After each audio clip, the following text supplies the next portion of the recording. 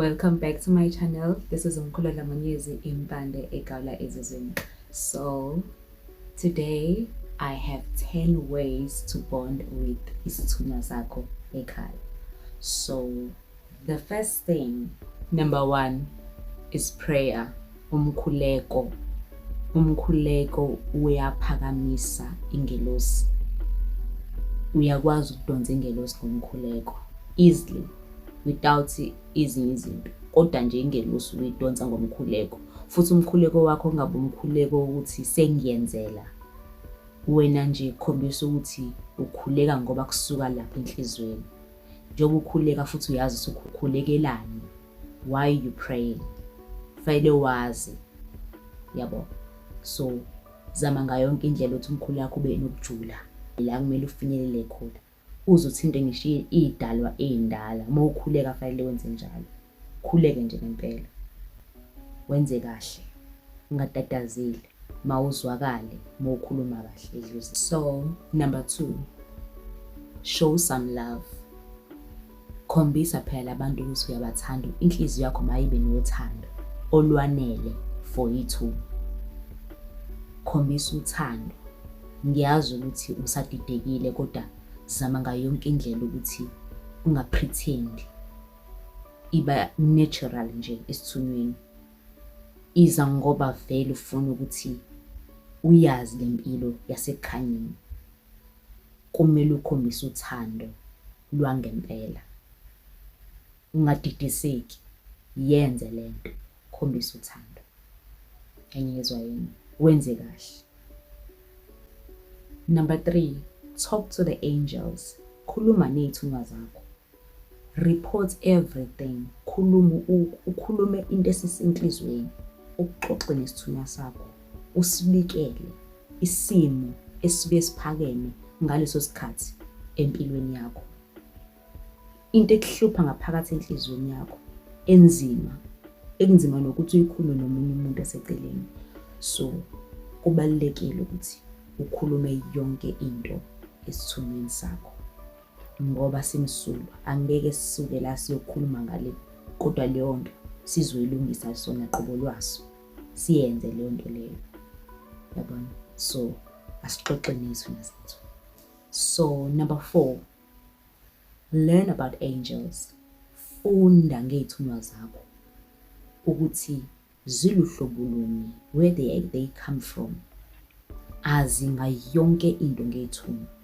Ungathi unesithunywa kodwa ufuna ukwazi nokujula. Ufuna lokho okujulile.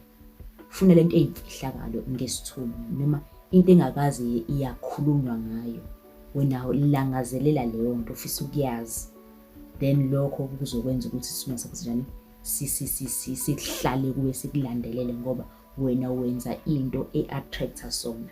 So funda ngaso. Yabo. Learn, continue to learn. Do not like act as if lento inzima. Hamba ngokukhanya. Bayede. Number 5, ask their names and personalities from your angels. Kumele uyazi ngelosi yakho ukuthi ungubani.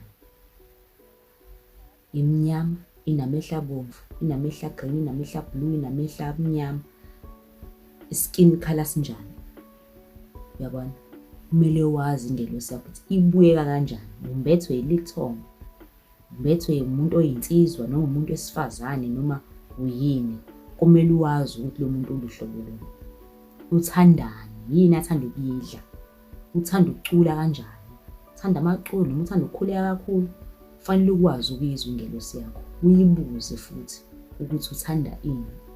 Uthanda ukudla ini? Yabona? Ngoba labantu bajule kakhulu. Bona banemithetho kodwa. So number 6, talk to your angels anyway. Even if you are at work, but you're working and you can see that you're suffering from something, maybe the illness that's occurring by that particular time. So you make sure you pray. You make sure you pray, but inside your heart, inside, internally, you see. kumele ukhuleke ingaphakathi lakho ngenkathi ubone ukuthi ngizwa umzima. Uyibize ingelosi, ngisho ukuthi usesitolo, ngisho ukuthi uyadla, ngisho ukuthi ulele, wherever you are, noma kuthiwa ukephi, wherever you are, you need to pray inside your mind. Ukhuleke, ucele ingelosi. So number 7, you need to ask their gender. See? Because this is where you see yourself ukuthi ubhekene nani at a particular time. Ubhekene nomuntu ongakanani. Yikhehle elidala, noma umfana, noma u-aunt, noma ugogo, noma umama. You need to know, you need to feel them. Kumele uzwe bona. Nomuntu mase kutshelile, nawe uzuthi uyazi singiyayizwa lento akade ichaza. Now I see ukuthi ngimbethe umuntu ongakanani spiritually. So ngiyacela ukuthi umuntu nomuntu ekhaya abe nokuqonda ukuthi lo muntu ongimbethe olisithunywa ufika njengomuntu wesilisa nomuntu wesifazane. Nawe uma usukhuleka imephakama lo muntu yini uyifilayo? You feel like a woman.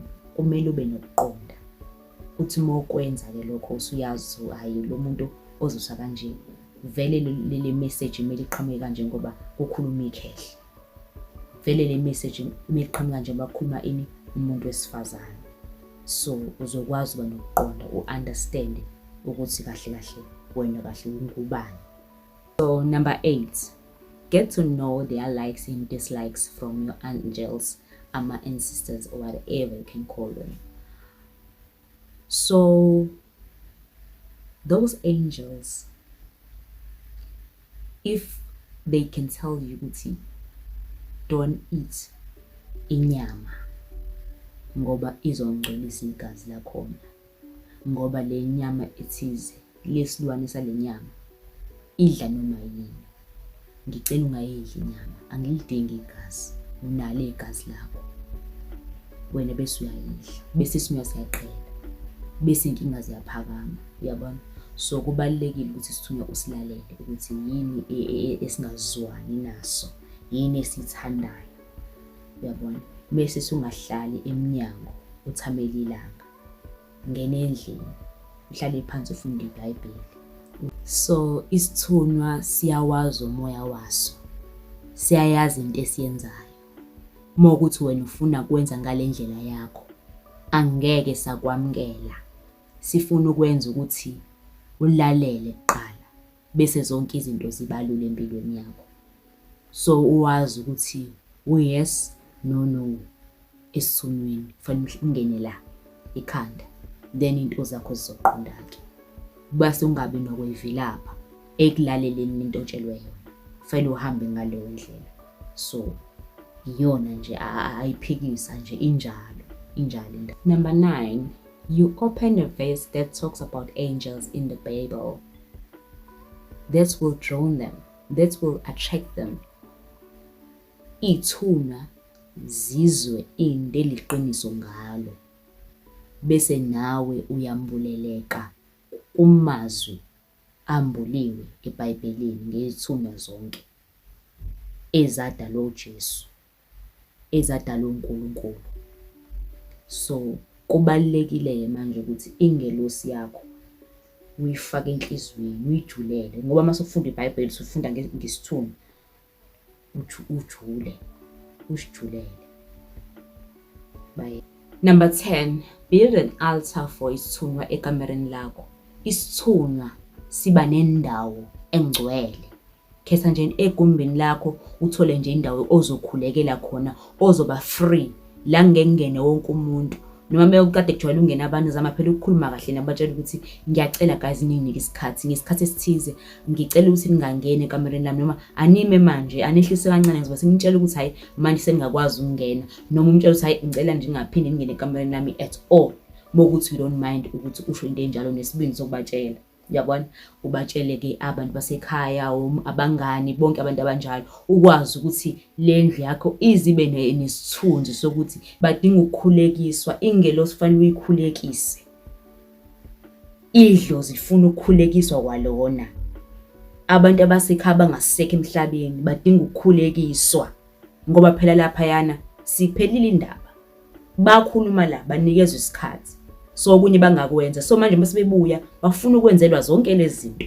So wena njengengane yabo ekhethiwe, kwenza phela lokho. Uyabona? Izinto zibe lula. Kusheshe. Ubacelela indlela eya ezulwini. Bakwazi ukungena. Mozokwenza njalo. Ziziningi izinto ezizovuleka empilweni yakho. Khulekela amadlozi akho. Bayede ngonyama yezulu. Don't forget to like and subscribe. Thank you for your time.